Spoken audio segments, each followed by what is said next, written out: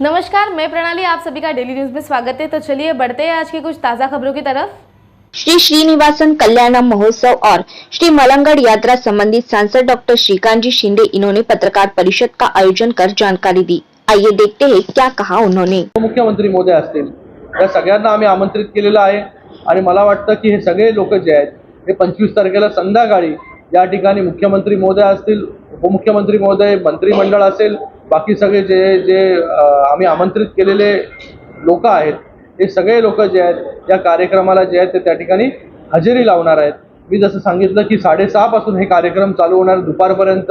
तर त्या दुपारपर्यंत 4 असे कार्यक्रम आहेत। त्या चारही कार्यक्रमामध्ये आपण सेवा जी आहे ती त्या ठिकाणी देऊ शकता आणि फायनल कार्यक्रम, मोठा कार्यक्रम जो आहे तो लग्न सोहळ्याचा संध्याकाळी असेल त्या ठिकाणी।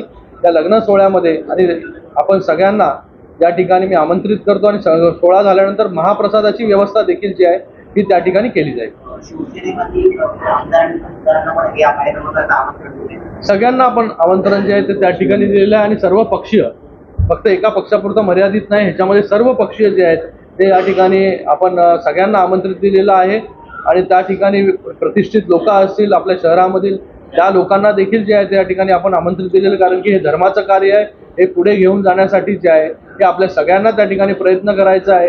तर म्हणून एवढे विविध कार्यक्रम जे आहेत ते आपण या ठिकाणी घेतो। राम मंदिराच्या दिवशी, ज्या दिवशी राम मंदिराचं उद्घाटन झालं त्या दिवशी देखील आपण मोठे मोठे कार्यक्रम जे आहेत ते रथ त्या ठिकाणी पूर्ण शहरभर फिरवला, त्या ठिकाणी राम मंदिराची प्रतिकृती केली, त्या ठिकाणी जे आहे ते आपण दीप महोत्सव केला, त्याचा एक नोंद जी आहे ती रेकॉर्ड्समध्ये झाली। त्याच्यानंतर आपण लोकांना जे आहे ते धान्य जे आहे ते त्या ठिकाणी वाटलं। असे विविध कार्यक्रम जे आहे ते आपली संस्कृती जी आहे ही पुढे घेऊन जायचं असेल, धर्माचं काम आपल्याला पुढे घेऊन जायचं असेल, धर्म आपल्याला पुढे घेऊन जायचं असेल तर असे कार्यक्रम जे आहेत हे आपल्याला त्या ठिकाणी करावे लागतील आणि आज हे कार्यक्रम जे आहेत ते आम्ही त्या ठिकाणी करतो। सांस्कृतिक शहरात हा कार्यक्रम होतोय, त्यामुळे तुम्ही एक वेगळा आनंद तुमच्या चेहऱ्यावर दिसतोय। तोच आनंद कायम राहून सर्वसामान्यांना काय आव्हान करायला? सर्वांना तेच आवाहन करतो मी, सांस्कृतिक नगरीमध्ये हा कार्यक्रम आहे, मोठ्या संख्येमध्ये आपण सगळ्यांनी जे आहे त्या कार्यक्रमामध्ये सहभागी व्हा।